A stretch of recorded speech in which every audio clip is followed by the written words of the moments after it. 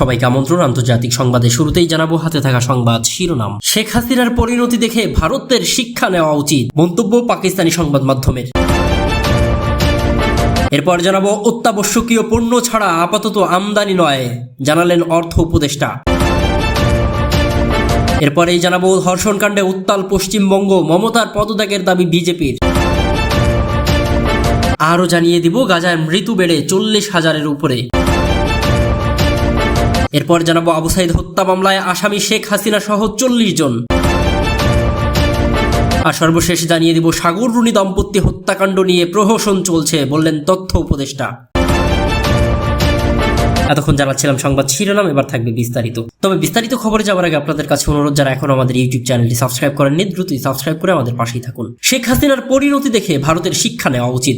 বাংলাদেশের প্রধানমন্ত্রী শেখ হাসিনার গণ অভ্যুত্থানের মুখে পদত্যাগ করে দেশ ছাড়ার মাত্র 24 ঘন্টা আগেও ভারতের স্বরাষ্ট্রমন্ত্রী অমিত শাহ 2029 সালের পরেও তাদের ক্ষমতা স্থায়ী হবে বলে বক্তব্য দিয়েছিলেন। ভারতের স্বরাষ্ট্রমন্ত্রী অমিত শাহ 4 আগস্ট বলেছিলেন, বিরোধী দল বিশৃঙ্খলা তৈরির চেষ্টায় ব্যস্ত। তাদেরকে তিনি স্পষ্ট করে দিতে চান 2029 সালের পরেও মোদী আবারও রাষ্ট্র ক্ষমতায় আসবে। বাংলাদেশের সাবেক প্রধানমন্ত্রী শেখ হাসিনাকে ক্ষমতাচ্যুত করার 24 ঘন্টারও কম সময় আগে এমন বক্তব্য দিয়েছিলেন অমিত শাহ। পাকিস্তানের সংবাদ মাধ্যম ডন রোববার 18 August neighbours Hasina's lesson for new Delhi শিরোনামে একটি প্রতিবেদন প্রকাশ করেছে।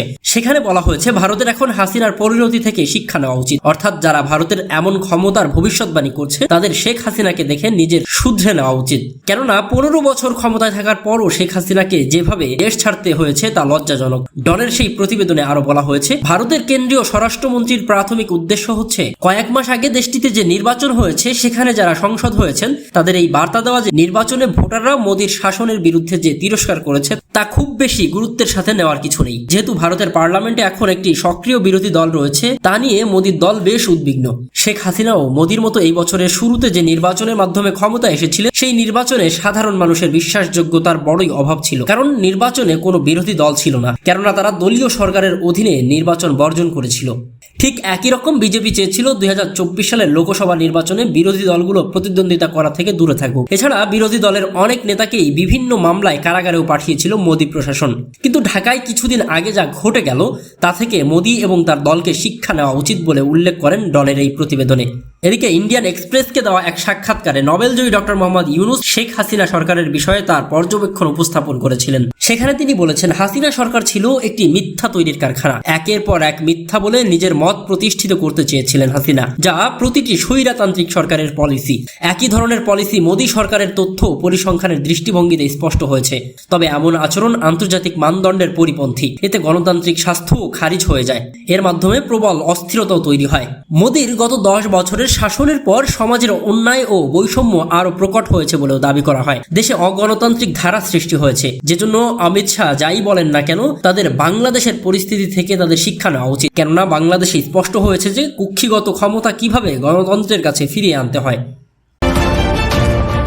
এদিকে অত্যাবশ্যকীয় পণ্য ছাড়া আপাতত আমদানি নয়, বললেন অর্থ উপদেষ্টা।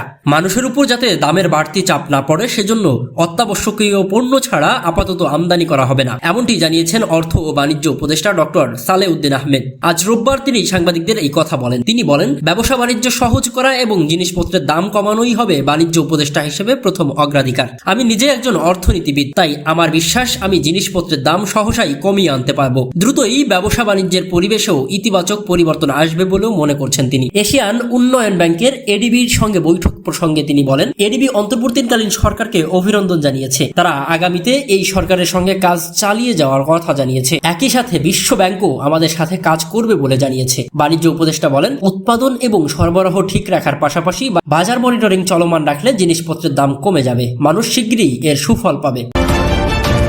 এদিকে ধর্ষণকাণ্ডে উত্তাল পশ্চিমবঙ্গ, মমতার পদত্যাগের দাবি বিজেপির। আরজিকর মেডিকেল কলেজ ও হাসপাতালের এক ইন্টার্ন চিকিৎসককে ধর্ষণের পর হত্যা করা হয়েছে।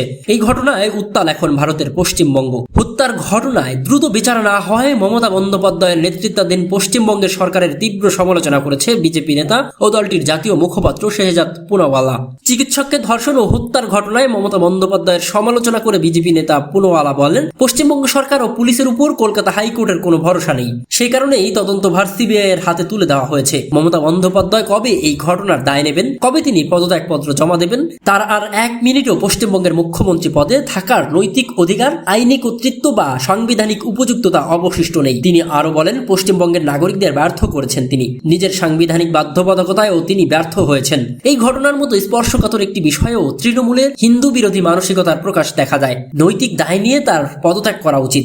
ধর্ষণকাণ্ডের পর চলমান আন্দোলন ও কর্মসূচি নিয়ে ভারতের কেন্দ্রীয় মন্ত্রী সুকান্ত মজুমদার বলেছেন, উনি নিজেই মুখ্যমন্ত্রী, স্বরাষ্ট্রমন্ত্রী ও স্বাস্থ্যমন্ত্রী। তাহলে কার বিরুদ্ধে তিনি প্রতিবাদ মিছিল করলেন? তিনি বিজেপিকে থামানোর চেষ্টা করছেন? আমরা তাকে আশ্বস্ত করতে চাই যে এই আন্দোলন থামবে না এবং আমরা আমাদের প্রতিবাদ চালিয়ে যাব। উল্লেখ্য যে গত 9 আগস্ট কলকাতার আরজিকর মেডিকেল কলেজের সেমিনার হলের ভেতর থেকে এক জুনিয়র চিকিৎসকের লাশ উদ্ধার হয়। তাকে ধর্ষণের পর হত্যা করা হয়। এই ঘটনায় বিচার চেয়ে দেশব্যাপী ধর্মঘট ডেকেছে ভারতের ডাক্তারদের বৃহত্তম সংগঠন ইন্ডিয়ান মেডিকেল অ্যাসোসিয়েশন। এদিকে গাজায় মৃতের সংখ্যা বেড়ে 40,074 জন।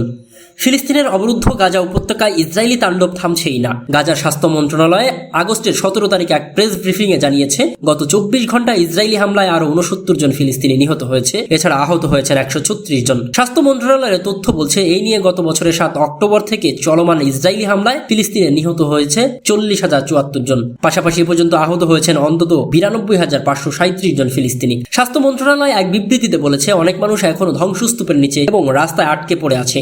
হামলা অব্যাহত থাকায় উদ্ধারকারীরা তাদের কাছে পৌঁছতে পারছেন না। উল্লেখ্য যে গত বছরের 7 অক্টোবর ইসরায়েলে হামলা চালায় ফিলিস্তিনের স্বাধীনতাকামী সংগঠন হামাস। ইসরায়েলি কর্তৃপক্ষের দাবি, ওই হামলায় 1200 ইসরায়েলি নিহত এবং 250 জনকে জিম্মি করে নিয়ে যায় হামাস যোদ্ধারা। এর জবাবে ওই দিনই গাজায় বিমান হামলার পর স্থল অভিযান শুরু করে ইসরায়েলি সেনাবাহিনী। 8 মাস পেরিয়ে গেলেও এখনও এই হামলা অব্যাহত আছে। এদিকে আবু সাইদ হত্যা মামলা আসামি শেখ হাসিনা সহ 40 জন। সরকারি চাকুরিতে কোটা সংস্কারের দাবিতে শুরু হওয়া আন্দোলন চলাকালে গুলিতে রংপুরের বেগম রোকেয়া বিশ্ববিদ্যালয়ের শিক্ষার্থী আবু সাইদ নিহতের ঘটনায় সাবেক প্রধানমন্ত্রী শেখ হাসিনা সহ 40 জনের বিরুদ্ধে মামলা করা হয়েছে। রোববার 18 আগস্ট সকালে রংপুর আদালতে এই মামলা দায়ের করেন নিহত আবু সাইদের বড় ভাই। বৈষম্য বিরোধী আন্দোলনে সারা দেশের মতো উত্তাল ছিল রংপুর। সেখানে সামনের সারিতে থেকে আন্দোলনের নেতৃত্ব দেন আবু সাইদ। গত 16 জুলাই বিশ্ববিদ্যালয় সংলগ্ন পার্কের মোড়ে পুলিশ, ছাত্রলীগ ও যুবলীগের সঙ্গে শিক্ষার্থীদের সংঘর্ষ হয়। এক পর্যায়ে পুলিশের গুলিতে নিহত হন আবু সাইদ। পরদিন 17 জুলাই তাকে পীরগঞ্জের উপজেলার মদনখালী ইউনিয়নের ভবনপুর গ্রামের বাড়িতে দাফন করা হয়। বেগম রোকেয়া বিশ্ববিদ্যালয়ের ইংরেজি বিভাগের 12তম ব্যাচের শিক্ষার্থী আবু সাইদ কোটা সংস্কার আন্দোলনের অন্যতম সমন্বয়কও ছিলেন।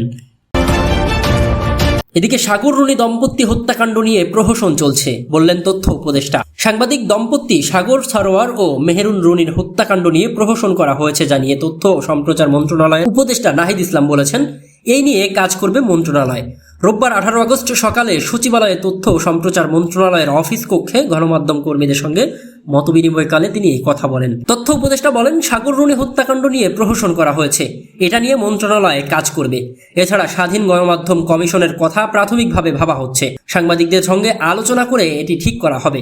নাহিদ ইসলাম জানান, নিবর্তনমূলক আইন যেগুলো গণমাধ্যমের বাক স্বাধীনতার জন্য অন্তরায়, সেগুলোর ব্যাপারে পুনর্বিবেচনা করতে হবে। ছাত্র জনতার অভ্যুত্থানের সময় গণহত্যার প্রকৃত চিত্র প্রকাশ করে তদন্তের সহায়তা করতে গণমাধ্যমের প্রতি আহ্বান জানিয়ে তথ্য উপদেষ্টা বলেন, সাংবাদিকদের মধ্যে দালালি চাই না, মানুষের জন্য নিরপেক্ষ সাংবাদিকতার চর্চা হোক।